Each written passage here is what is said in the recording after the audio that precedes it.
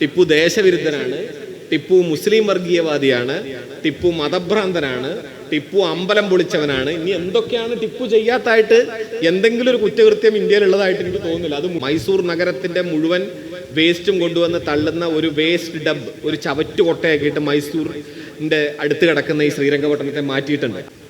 അവിടെ ചെന്നിറങ്ങിയാൽ ഉടനെ രണ്ട് ഗൈഡുകൾ നിങ്ങളുടെ അടുത്തേക്ക് വരും. ഒന്നൊരു ഹിന്ദു ഗൈഡാണ്, ഒന്നൊരു മുസ്ലിം ഗൈഡാണ്. എന്നിട്ട് നിങ്ങളെ പേര് ചോദിക്കുമ്പോൾ അവരൊരു ഊഹത്തിലെത്തും, നിങ്ങൾ ഹിന്ദു ആണോ മുസ്ലിം ആണോ എന്ന്. അതനുസരിച്ചിട്ടാണ് പിന്നെ അവർ നിൽക്കണോ പോണോ എന്ന് തീരുമാനിക്കുന്നത്. ക്രൂരനായ സുൽത്താനായിരുന്ന ടിപ്പു സുൽത്താൻ ഇവിടെ ഈ പറയുന്ന പിടിച്ചുകൊണ്ടുവരുന്ന പാവപ്പെട്ട മനുഷ്യരെ, ഹിന്ദുക്കളെ കൊണ്ടുവന്ന് തടങ്കലിടുകയും അവിടെ കാവേരി നദിയിൽ നിന്ന് വെള്ളമടിച്ചു കയറ്റി ശ്വാസം മുട്ടിച്ച് കൊന്നിരുന്ന ജയിൽ എന്ന് പറഞ്ഞ് കാണിച്ചു തരും. ഞാൻ കഴിഞ്ഞ വർഷം 1.5 വർഷം മുമ്പ് ഞാൻ എൻ്റെ മോളെയും ഒക്കെ കൂട്ടി ശ്രീരംഗപട്ടണത്തേക്ക് ഒരു യാത്രയായിട്ട് പോയി. ഞാൻ ഒരുപാട് തവണ പോയിട്ടുള്ള, എൻ്റെ പഠനത്തിൻ്റെ ആവശ്യമായി ബന്ധപ്പെട്ട് പോയിട്ടുള്ളൊരു സ്ഥലമാണ് ശ്രീരംഗപട്ടണം. ഇന്ന് അവിടെ പോകുമ്പോൾ അവിടെ വേസ്റ്റിൻ്റെ ഒരു കൂമ്പാരാണ്. അങ്ങേയറ്റം ദുർഗന്ധം നിറഞ്ഞൊരു സ്ഥലമാണ് ഈ ശ്രീരംഗപട്ടണം എന്ന് പറയുന്നത്. മൈസൂർ നഗരത്തിന്റെ മുഴുവൻ വേസ്റ്റും കൊണ്ടുവന്ന് തള്ളുന്ന ഒരു വേസ്റ്റ് ഡബ്, ഒരു ചവറ്റുകൊട്ടയാക്കിയിട്ട് മൈസൂറിന്റെ അടുത്ത് കിടക്കുന്ന ഈ ശ്രീരംഗപട്ടണത്തെ മാറ്റിയിട്ടുണ്ട്. അത് കഴിഞ്ഞ 10 വർഷത്തെ ഇന്ത്യൻ ഭരണത്തിന്റെ ഒരു ഉൽപ്പന്നമാണ്. അതായത് ടിപ്പു സുൽത്താന്റെ ഓർമ്മയെ സമ്പൂർണമായും ചരിത്രത്തിൽ നിന്ന് ഇല്ലാതാക്കണം. ഇതൊരു അജണ്ടയാണല്ലോ. ടിപ്പു സ്വാതന്ത്ര്യ സമര സേനാനിയല്ല, ടിപ്പു ദേശവിരുദ്ധനാണ്, ടിപ്പു മുസ്ലിം വർഗീയവാദിയാണ്, ടിപ്പു മതഭ്രാന്തനാണ്, ടിപ്പു അമ്പലം പൊളിച്ചവനാണ്. ഇനി എന്തൊക്കെയാണ് ടിപ്പു ചെയ്യാത്തായിട്ട് എന്തെങ്കിലും ഒരു കുറ്റകൃത്യം ഇന്ത്യയിലുള്ളതായിട്ട് എനിക്ക് തോന്നുന്നില്ല. അത് മുഴുവൻ ഇന്ത്യയിൽ ടിപ്പു ചെയ്തിട്ടുണ്ട് എന്നുള്ള നിലയ്ക്കാണ് ഇപ്പൊ ഇന്ത്യയിൽ പ്രചരണം നടക്കുന്നത്. അതുകൊണ്ട് ടിപ്പുവിന്റെ ഏറ്റവും പ്രധാനപ്പെട്ട ചരിത്ര സ്ഥാനമായ ഈ ശ്രീരംഗപട്ടണം ഒന്നാകെ നശിപ്പിക്കുക എന്നുള്ളതൊരു അജണ്ടയായി മാറിയിരിക്കുകയാണ്. ഞാൻ പറഞ്ഞത്, ഞാനവിടെ ചെന്നിറങ്ങുമ്പോൾ 2 ഗൈഡുകൾ, ഞാനല്ല, നിങ്ങൾ ആര് ചെന്നിറങ്ങിക്കഴിഞ്ഞാലും ചിലപ്പോൾ നിങ്ങളെ നേരിട്ട് കണ്ടാൽ തന്നെ നിങ്ങൾ എന്താണെന്ന് നിങ്ങളുടെ മതം വ്യക്തമാവുമായിരിക്കും. അങ്ങനെ അല്ലാത്തൊരു ഡ്രസ്സിലാണ് നിങ്ങൾ പോകുന്നതെങ്കിൽ അവിടെ ചെന്നിറങ്ങിയാൽ ഉടനെ 2 ഗൈഡുകൾ നിങ്ങളുടെ അടുത്തേക്ക് വരും. ഒന്നൊരു ഹിന്ദു ഗൈഡാണ്, ഒന്നൊരു മുസ്ലിം ഗൈഡാണ്. എന്നിട്ട് നിങ്ങളെ പേര് ചോദിക്കുമ്പോൾ അവരൊരു ഊഹത്തിലെത്തും, നിങ്ങൾ ഹിന്ദു ആണോ മുസ്ലിം ആണോ എന്ന്. അതനുസരിച്ചിട്ടാണ് പിന്നെ അവർ നിൽക്കണോ പോണോ എന്ന് തീരുമാനിക്കുന്നത്. എന്നിട്ട് ഹിന്ദു ഗൈഡിന്റെ ഒപ്പം നിങ്ങൾ പോയി കഴിഞ്ഞാൽ അവർക്കൊരു റൂട്ട് മാപ്പ് ഉണ്ട്. ശ്രീരംഗപട്ടണത്ത് കാണേണ്ട സ്ഥലങ്ങൾ അവര് ശ്രീരംഗനാഥസ്വാമി ക്ഷേത്രം, വലിയ ക്ഷേത്രമാണ് കേട്ടോ, കാണേണ്ടത് തന്നെയാണ്, ഏറ്റവും വലിയ ക്ഷേത്രങ്ങളിലൊന്നാണ്. ആ ക്ഷേത്രം കാണിക്കും.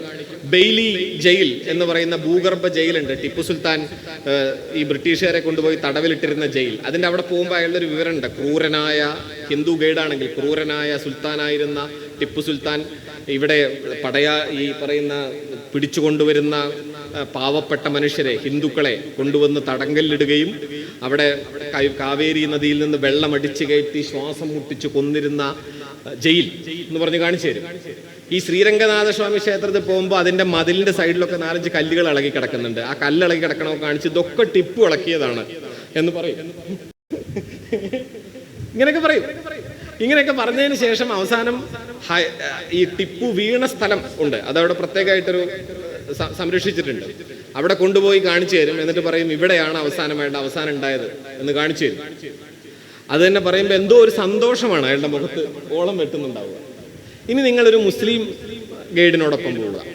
അപ്പൊ വേറൊരു നരേഷൻ നിങ്ങൾക്ക് കാണാം. അദ്ദേഹം ഈ പറഞ്ഞ ശ്രീരംഗനാഥസ്വാമി ക്ഷേത്രത്തിന്റെ വഴിക്കേ പോകാൻ പോകുന്നില്ല. അദ്ദേഹം അദ്ദേഹത്തിനോടൊപ്പം പോകുമ്പോൾ മാത്രമാണ് ഹൈദറിന്റെയും ടിപ്പുവിന്റെയും ശവകുടീരം നിങ്ങൾ സന്ദർശിക്കുക. അല്ലാത്തടത്തോളം അവിടെ കാണാനേ പോകുന്നില്ല. അവിടെയൊക്കെ പോകും. നേരെ അപ്പുറത്തൊരു വിവരണം കാണാം. എന്നാൽ ഇതിലും വിചിത്രമായ ഒന്നുണ്ട്. മുസ്ലിം ഗൈഡുകളിൽ തന്നെ പലതരം ആളുകളും. ഞാൻ വിവരിക്കാതെ തന്നെ നിങ്ങൾക്ക് അതിന്റെ വ്യത്യാസം അറിയാലോ. ഒരു ഭാഗത്ത് ഈ ടിപ്പു സുൽത്താനെ ഒരു ഇസ്ലാമിക് അമീർ ആയിട്ട് അവതരിപ്പിച്ച് അദ്ദേഹം ഹിന്ദുക്കൾക്കെതിരെ എന്തൊക്കെയോ ചെയ്തു എന്നത് അദ്ദേഹത്തിന്റെ ഒരു മഹത്വമാണ് എന്ന് വരെ ചിത്രീകരിച്ച് ഒരു പ്രത്യേക തരത്തിലുള്ള ഒരു പൊളിറ്റിക്കൽ ഇസ്ലാമിന്റെ എന്തൊക്കെ ഇന്ത്യയിലെ ഒരു ഉപജ്ഞാതാവാണ് ടിപ്പു സുൽത്താനും ഹൈദരാലിയും എന്നൊക്കെ ചിത്രീകരിക്കുന്ന രീതിയിൽ പറയുന്ന ഒരു കൂട്ടം ഗൈഡുകളുണ്ട്. അതല്ലാത്ത ഗൈഡുകളും. ഞാൻ എൻ്റെ ഒരു കൗതുകത്തിന് ഞാൻ പൈസ കൊടുത്തിട്ട് ഒരു ഹിന്ദു ഗൈഡിൻ്റെ ഒപ്പം ഒരു മുസ്ലിം ഗൈഡിൻ്റെ ഒപ്പം 2 തവണ യാത്ര പോയി. എനിക്ക് ശ്രീരംഗപട്ടണത്ത് പോകാൻ ഒരു ഗൈഡിന് സഹായം ആവശ്യമില്ലാത്ത ഒരാളാണ്. പക്ഷെ ഞാൻ ഇതിൻ്റെ കളി അറിയാൻ വേണ്ടി മാത്രം എന്താണ് ഇതിന്റെ ഗുട്ടൻസ് എന്നറിയാൻ വേണ്ടി മാത്രം ചെയ്തൊരു പണിയാണ്. അത് ആ റിസൾട്ടാണ് ഞാൻ നിങ്ങളെ മുന്നിൽ അവതരിപ്പിക്കുന്നത്. നമ്മുടെ നാട് എന്തായി തീർന്നിരിക്കുന്നു എന്നതിന്റെ ദൃശ്യമാണത്. എന്നെ വേദനിപ്പിക്കുന്ന ഒരു ദൃശ്യമാണ്. കാരണം ഞാൻ അങ്ങേയറ്റത്തെ ആവേശത്തോടെ, അങ്ങേയറ്റത്തെ സന്തോഷത്തോടെ പഠിച്ച ചരിത്രങ്ങളിലൊന്നാണ് ടിപ്പുവിന്റെ ചരിത്രം. PK ബാലകൃഷ്ണൻ ചരിത്രത്തിൽ എഴുതുന്ന ഒരു വാചകമുണ്ട്, ടിപ്പു വീണു, അന്ന് ബ്രിട്ടീഷ് പതാക പൊങ്ങി. ടിപ്പു വീണില്ലായിരുന്നെങ്കിൽ ബ്രിട്ടീഷ് പതാക തെന്നിന്ത്യയിൽ പൊങ്ങുമായിരുന്നില്ല. ടിപ്പു വീണ നിമിഷം വരെ ബ്രിട്ടീഷ് പതാക പൊക്കാൻ ബ്രിട്ടീഷുകാർക്ക് ധൈര്യവും വന്നിട്ടില്ല. അങ്ങനെ ബ്രിട്ടീഷുകാരെ അടിമുട്ടി വിറപ്പിച്ച ഒരു പോരാളിയും ഇന്ത്യൻ ചരിത്രം എടുത്താൽ ഉണ്ടാവില്ല. അത്രമാത്രം ബ്രിട്ടീഷുകാർ വിറച്ചു പോയതാണ്. ഒരു ഘട്ടത്തിൽ ബ്രിട്ടീഷുകാർ ഇവിടെ നിന്ന് എഴുതുന്ന ഒരു കത്തുണ്ട്, മറ്റേ ബ്രിട്ടീഷ് രാജ്ഞിക്ക് എഴുതുന്ന ഒരു കത്തുണ്ട്. ആ കത്തിന്റെ 3-ാം ഖണ്ഡികയിലെ പ്രധാനപ്പെട്ട ഭാഗം ഏറ്റവും പെട്ടെന്ന് തെന്നിന്ത്യ ഒഴിയുക എന്നാണ് അവർ തീരുമാനിക്കുന്നത്. തെന്നിന്ത്യയിൽ നിന്ന് ഒഴിഞ്ഞ് ഇവിടെ നിന്ന് രക്ഷപ്പെടുക, അല്ലെങ്കിൽ ലോകത്തെമ്പാടും സൂര്യൻ അസ്തമിക്കാത്ത സാമ്രാജ്യം എന്ന നമ്മുടെ പേര് നഷ്ടപ്പെടുത്താൻ തക്കവണ്ണമുള്ള ഒരു പോരാളി ഇവിടെ ഉണ്ട്. അതുകൊണ്ട് തെന്നിന്ത്യ വിടുന്നതാണ് നമ്മുടെ അഭിമാനം സംരക്ഷിക്കാൻ നല്ലത് എന്നുവരെ കത്തെഴുതപ്പെട്ടിട്ടുണ്ട്. അത്രമാത്രം പേടിച്ച ഒരാളാണ് ടിപ്പു, അത്രമാത്രം ഭയപ്പെടുത്തിയതാണ് ബ്രിട്ടീഷുകാരെ. കാരണം ടിപ്പു ഒരു പഴയ നിലയ്ക്കുള്ള ഒരു പോരാളി മാത്രമായിരുന്നില്ല. വെറും വാളും അമ്പും വില്ലും വെച്ച് യുദ്ധം ചെയ്തിരുന്ന ഒരു അപരിഷ്കൃത പോരാളിയല്ല. ടിപ്പു ബ്രിട്ടീഷുകാരെ പോലെ തന്നെ ഇംഗ്ലീഷും ആധുനിക വിദ്യാഭ്യാസ പഠനവും അതോടൊപ്പം മതപഠനവും എല്ലാം പൂർത്തിയാക്കി അങ്ങേയറ്റം ആധുനികനായ ഒരു വ്യക്തിയാണ്. അതോടൊപ്പം ഒരു ഗംഭീര എഞ്ചിനീയറുമാണ്. മിസൈലുകളുടെ ചരിത്രം ആരംഭിക്കുന്നത് ടിപ്പുവിൽ നിന്നാണ്. അങ്ങനെ ഒരുപാടുണ്ട്.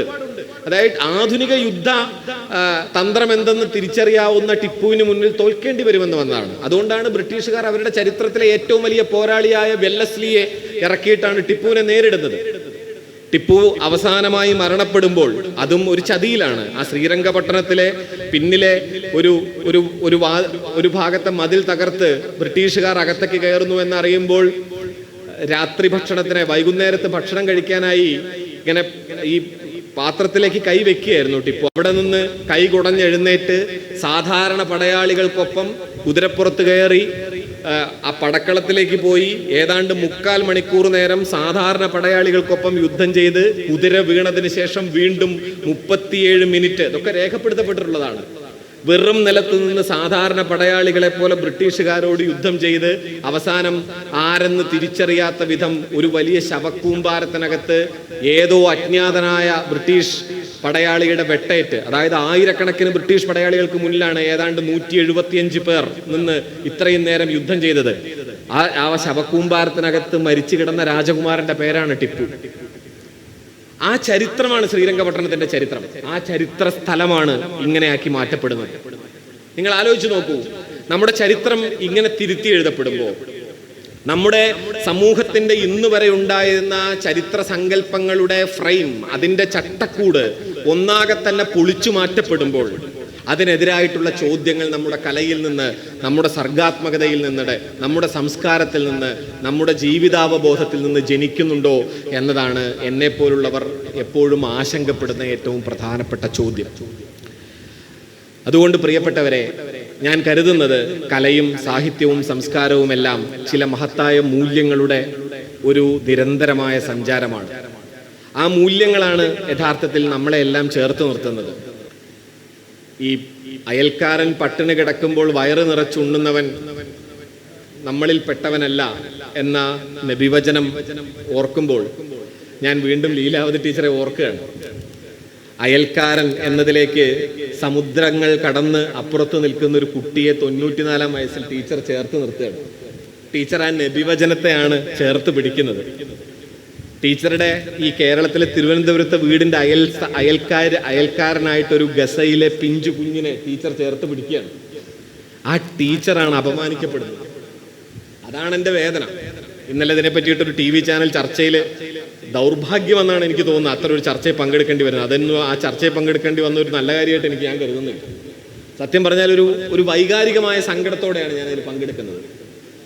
അങ്ങനെ 94 വയസ്സായ എൻ്റെയൊക്കെ ഗുരുനാഥന്മാരുടെ ഗുരുനാഥയാണ് ലീലാവതി ടീച്ചർ. എന്നെ എന്നും പഠിപ്പിച്ചിട്ടില്ല, പക്ഷെ എന്നെ പഠിപ്പിച്ച അധ്യാപകരെ ടീച്ചർ പഠിപ്പിച്ചിട്ടുണ്ട്. അത്രയും പ്രായമായ ഒരു ടീച്ചറെ 94 വയസ്സിൽ അപമാനിക്കുന്നവരോട് സംസാരിക്കേണ്ടി വരിക, അവർ ഈ ചർച്ചാവേദിയിൽ അപ്പുറത്തിരുന്ന് അവരോട് സംസാരിക്കേണ്ടി വരുന്നതിൻ്റെ ഒരു ദയനീയത നിങ്ങൾക്ക് പറഞ്ഞ വ്യക്തമാവുമെന്ന് എനിക്കറിയില്ല. അതാണ് ഞാൻ നേരിടുന്ന ദയനീയത. അപ്പോൾ ഞാൻ പറയുന്നത് എന്താണെന്ന് വെച്ചാൽ, ഈ അപ്പുറത്തൊരാൾ പട്ടിണി കിടക്കുമ്പോൾ വയറ് നിറച്ചുണ്ണുന്നവൻ നമ്മളിൽ പെട്ടവരല്ല എന്ന നബിവചനത്തെ ചേർത്ത് പിടിക്കുന്ന ലീലാവതി ടീച്ചർ യഥാർത്ഥത്തിൽ ലോകത്തെമ്പാടുമുള്ള മനുഷ്യരാശിയുടെ മാനവികതയോടാണ് സംസാരിക്കുന്നത്. യഥാർത്ഥത്തിൽ സാഹിത്യം, കല ചെയ്യുന്ന പരമമായ ധർമ്മം അതാണ്. എങ്ങു മനുഷ്യനു ചങ്ങല കൈകളിൽ അങ്ങൻ കയ്യുകൾ നൊന്തിയിടുന്നു, എങ്ങോ മർദ്ദനം അവിടെ പ്രഹരം വീഴുവത് എന്റെ പുറത്താകുന്നു എന്ന് ഇടശ്ശേരി എഴുതും. എവിടെയാണോ മനുഷ്യർ ചങ്ങലകളിൽ കുടുങ്ങി കിടക്കുന്നത്, ആ ചങ്ങലകളുടെ നോവ് എൻ്റെ കയ്യിനു കൂടി ഉള്ളതാണ്. എവിടെയാണോ മനുഷ്യരുടെ പുറത്ത് അടിയേൽക്കുന്നത്, ആ മർദ്ദനം എൻ്റെ പുറത്തു കൂടിയാണ് ഏൽക്കുന്നത്. ആ വലിയ വേദന ഏറ്റുവാങ്ങുന്നതിൻ്റെ പേര് കൂടിയാണ് യഥാർത്ഥത്തിൽ പ്രവാചകന്റെ മൂല്യം എന്നാണ് ഞാൻ കരുതുന്നത്. അതുകൊണ്ട് ഈ 1500 വർഷം പിന്നിടുക എന്ന് വെച്ചാൽ ഞാൻ ആലോചിക്കാറുണ്ട്, ഏതാണ്ട് ഒരു തലമുറയുടെ ആയുസ് ഒരു 35 40 ഒക്കെ കണക്കൂട്ടുകയാണെങ്കിൽ ഏതാണ്ടൊരു 1500 വർഷം എന്ന് പറഞ്ഞാൽ എത്ര തലമുറയായി കാണും? 500-ലേറെ തലമുറകളെങ്കിലും കടന്നു കാണും. 500-ലേറെ തലമുറകൾ കടന്നും പ്രവാചകന്റെ മൂല്യബോധം ഇന്നും മനുഷ്യരാശിയുടെ മുകളിൽ, എനിക്ക് തോന്നുന്നത് ഒരു 200 കോടിയോളം ആളുകൾ എന്നാണ് ജനസംഖ്യ കണക്കാക്കുന്നത്. അത്രയും മനുഷ്യർ ആ 200 കോടിയിൽ മാത്രമല്ല, എന്നെ പോലെ നിങ്ങൾ ചിലപ്പോൾ ഒറ്റയടിക്ക് എണ്ണിയാൽ 200-ൽ കൂട്ടാൻ ചിലപ്പോൾ പെടാത്ത എത്രയോ മനുഷ്യർ, അവരിലെല്ലാം ഈ മൂല്യബോധത്തിന്റെ ഒരു ഊർജ്ജപ്രസരം സഞ്ചരിക്കുന്നുണ്ട്. ആ ഊർജ്ജപ്രസരമാണ് എന്നെയും നിങ്ങളെയും ഒക്കെ ചേർത്ത് പിടിക്കുന്നത്. ആ ഊർജ്ജപ്രസരത്തിന് മുകളിലാണ് പൗരത്വ ഭേദഗതിയുടെ സമയത്ത് കേരളത്തിൽ നിങ്ങൾ പൗരന്മാരാണോ എന്ന് ചോദിക്കുമ്പോൾ ഞങ്ങളെപ്പോലുള്ളവരൊക്കെ കേരളം മുഴുവൻ നടന്ന് സംസാരിച്ചത്, നിങ്ങൾ ആദ്യം ഞങ്ങളുടെ പൗരത്വം ടെസ്റ്റ് ചെയ്യൂ, എന്നിട്ട് ഇവരുടെ പൗരത്വം ടെസ്റ്റ് ചെയ്യൂ എന്ന്.